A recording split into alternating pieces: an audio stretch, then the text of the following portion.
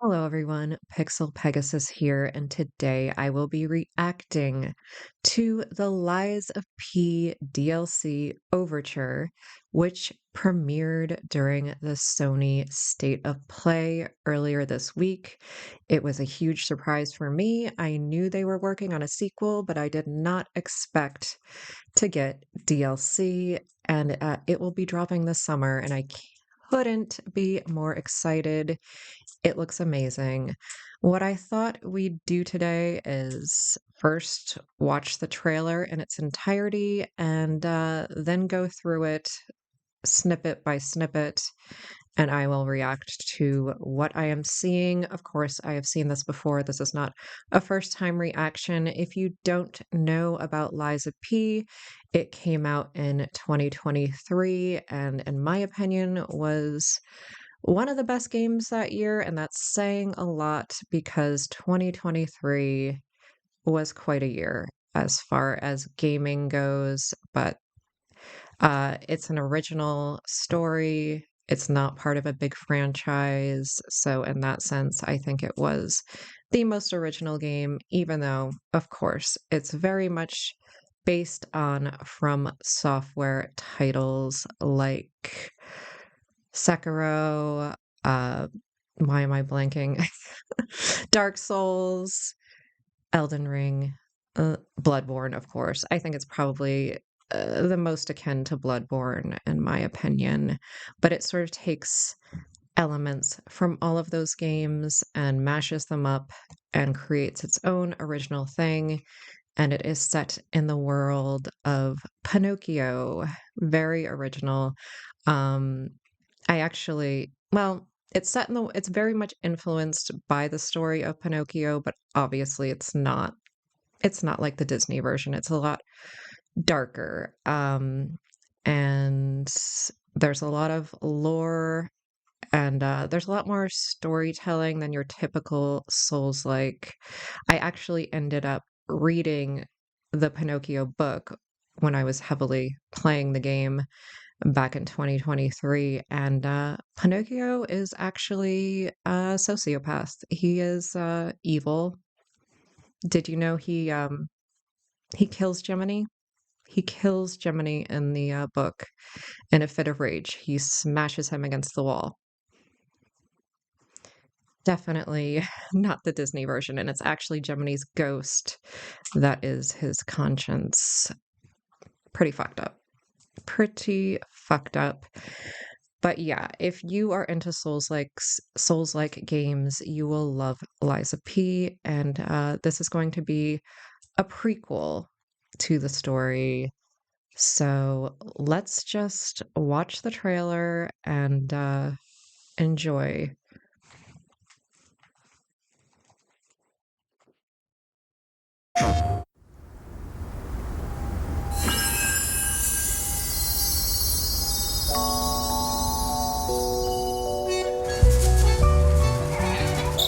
How can it be winter all of a sudden? I'm sorry. You want to know the year? What a pleasure to meet a stalker worthy of the name. It's been far, far too long. Oh, my forever friend. Help me to hold your hand and dance. You're not the puppet I was expecting. Who are you? She was looking for someone. Legendary.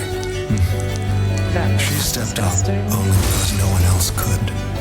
Too many stalkers were lost to that evil.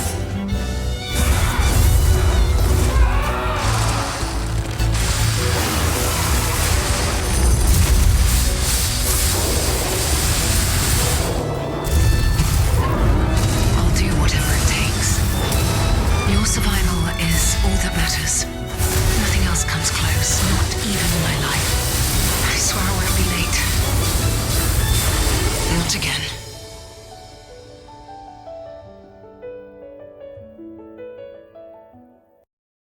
Yeah, it looks amazing.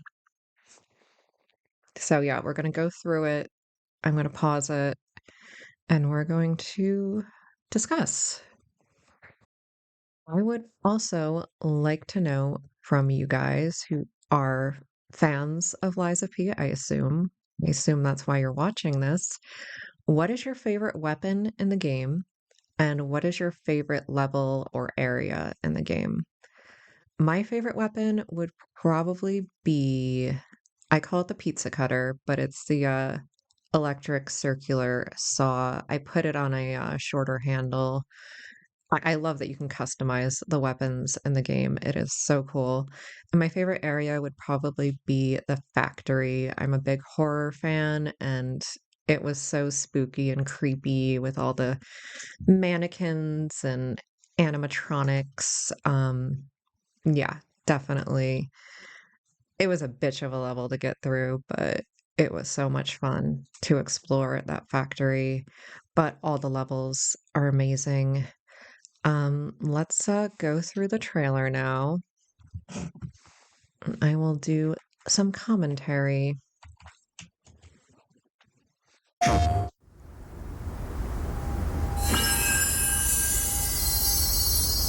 Our beautiful Timothy Chalamet Pinocchio. How can it be winter all of a sudden? Okay.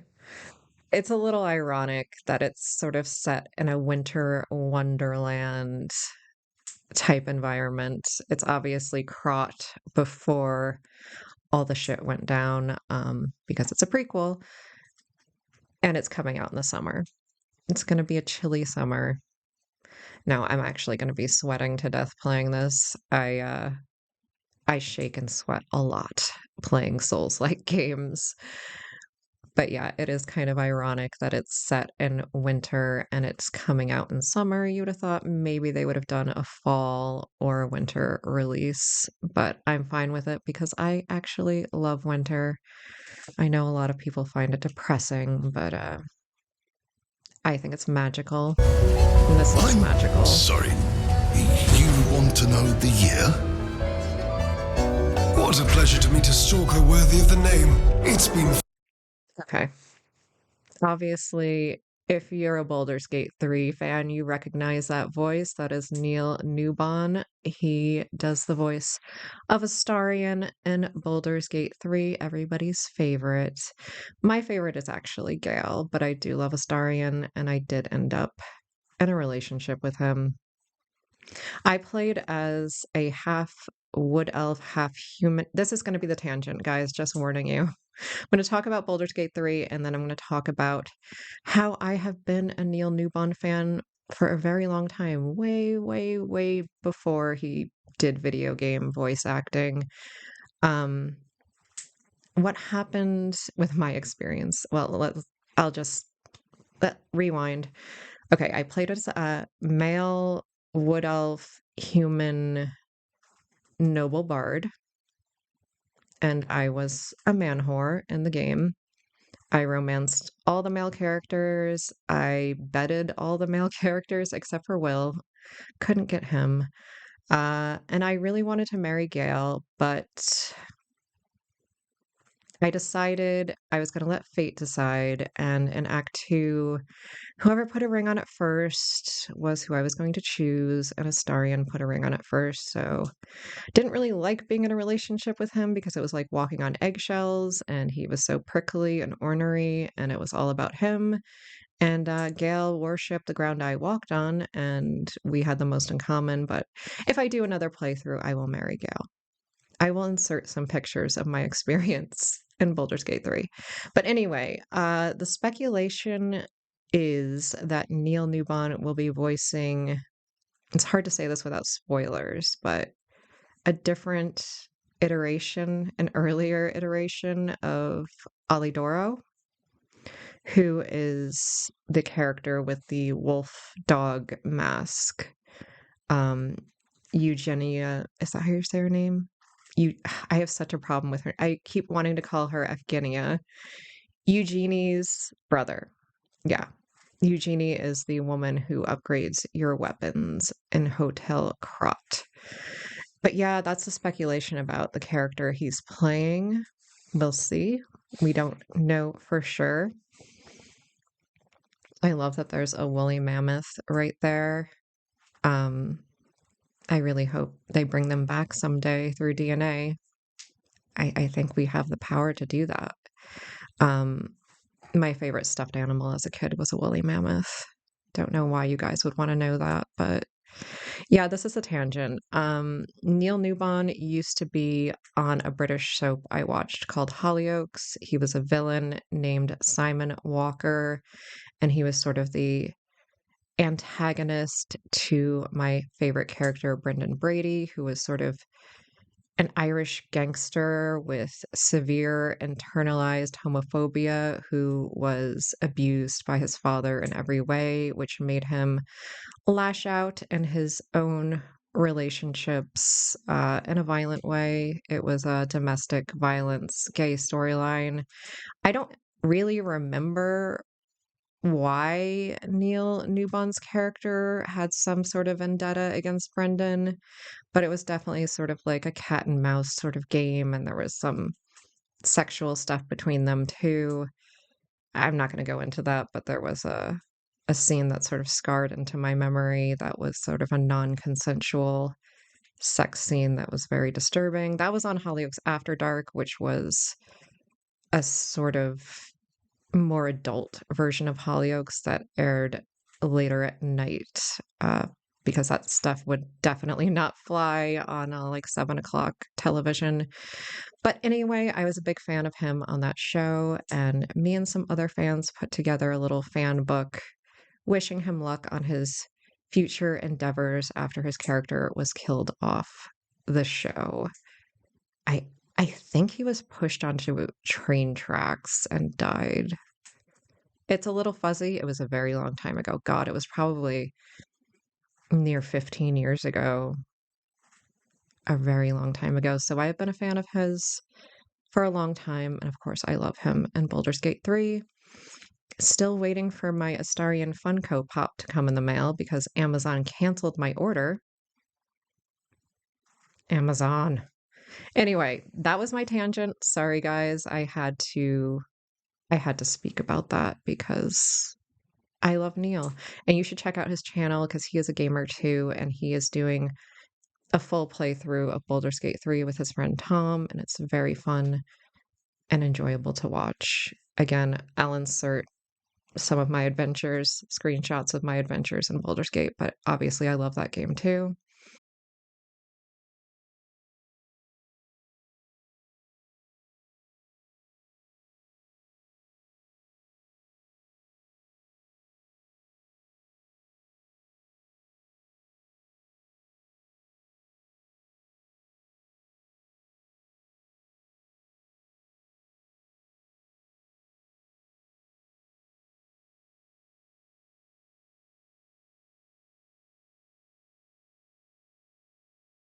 My other favorite game of that year, and Hogwarts Legacy, of course. But let's go on. Enough of the tangent. Far, far too long. He's got such a great voice. My forever friend. Help me. Spring as a kitten. I wanted to cry when it showed that. Don't know what P is doing here. He's doing some weird dance. It looks like a circus type environment. To hold your hand and dance. You're not I love P's winter outfit. I loved the outfits in the game. They don't really do anything as far as like armor effects, but it was so fun playing dress up with P. I used that little schoolboy outfit way too much, but my favorite outfit was the opera outfit with the puffy pants and the cape. That is what I had P in for most of the game. Let us go on. not the puppet I was expecting. She looks freaking awesome. Don't know who she is, but actually, do I? Sorry, guys, it's been a while. Obviously, all the characters that have died in the main game are alive again in this, but if I'm forgetting who she is, I apologize. Who are you? She was looking for someone. Legendary. That thing looks very just I mean, obviously all the bosses are going to be very disturbing. It looks like a giant mound of red wax with different body parts in it. Very strange. She stepped up only. A fencing character. Hmm. For me, the mini bosses in the game were a lot harder than the main bosses, and the ones that did fencing were such a pain in the ass. The little swift movements, not cool. Not cool. As no one else could. Too many stalkers were lost to that evil. There he is, Olidoro.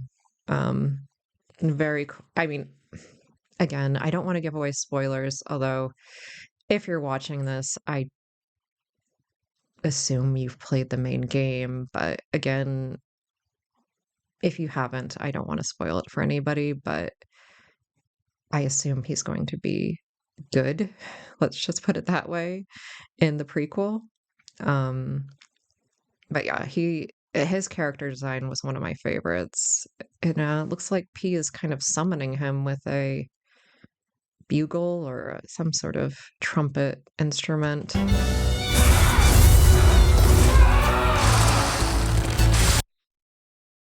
I shit myself when I saw that they were adding archery. I love archery. It's one of my hobbies that I do in real life, with a long bow. I always want archery in games, but then bail on it. In Elden Ring, I tried to be a magical archer, and it was a big fail because it's such a pain in the ass to have to kill a bunch of birds and deer to forage for the materials to craft the arrows, and it just wasn't worth the hassle. But using a bow and arrow as a secondary weapon is a good idea, I think, in Elden Ring. And I did actually kill a few bosses with a bow and arrow. I did manage that. But that just looks so badass. I wonder how they're actually going to implement that because Eliza P is very much close combat oriented, using blocking as one of its big mechanics, perfect guards. So to have a bow and arrow is an interesting choice because I assume that would be a long distance combat, but we'll see.